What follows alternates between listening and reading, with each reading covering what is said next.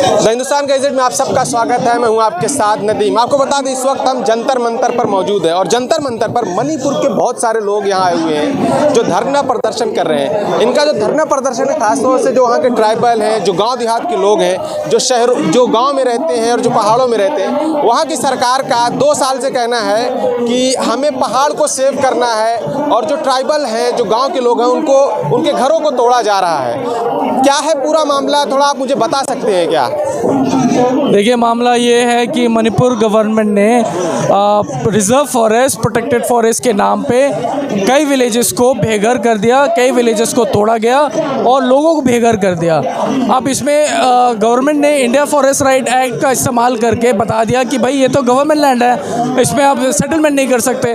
पर मैं पहली चीज़ तो मैं पहले कहना चाहूँगा, प्रोविज़न कॉन्स्टिट्यूशन ने प्रोविज़न दिया है आर्टिकल 371C का, जो कहता है कि जो हिल एरियाज़ है उसके प्रोटेक्शन के लिए, उसके डेवलपमेंट के लिए एक कमेटी बनाई जाएगी जो हिल एरिया से MLA होंगे। तो इनको तो कभी कंसल्टेशन किया नहीं और यहाँ रिजर्व फॉरेस्ट के नाम पे लोगों को बेघर कर दिया। और अगर बेघर भी कर दिया तो कम से कम उनको रीसेटलमेंट करे, उनके लाइवलीहुड के बारे में सोचे, उनको कंपनसेशन दे। पर ऐसा कुछ किया नहीं सरकार ने। क्या वो कितने दिन से ये लोग रह रहे थे? क्या पहले से रह रहे थे? बहुत पहले से वो लोग? ये परदादा दादा की ज़मीन है जो प्री इंडिपेंडेंस के टाइम से इस गांव में रह रहे हैं। पहला के सोंगपीजांग, दूसरा कांगचुप चीरू विलेज, जो सदियों से before even independence of India, जो उनके दादा परदादा के समय से रह रहे हैं। वो ज़मीन अब कल आके लोग कहते हैं कि ये ज़मीन सरकार लैंड है, तो अब इसको कैसे मानेगी?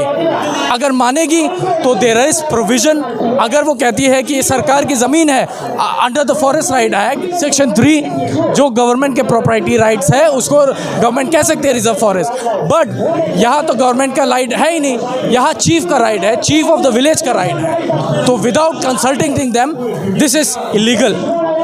क्या मांगे अब आपकी सरकार से? क्या मांगे? मणिपुर की सरकार से मांग रहे हैं, केंद्र सरकार से आप लोगों की मांग है, मोदी सरकार? देखिए, हमारी केंद्र सरकार से भी मांग है, हमारी स्टेट सरकार से भी मांग है कि जो सो कॉश नोटिस दिया गया है और या दिया जाएगा उसको वापस ले।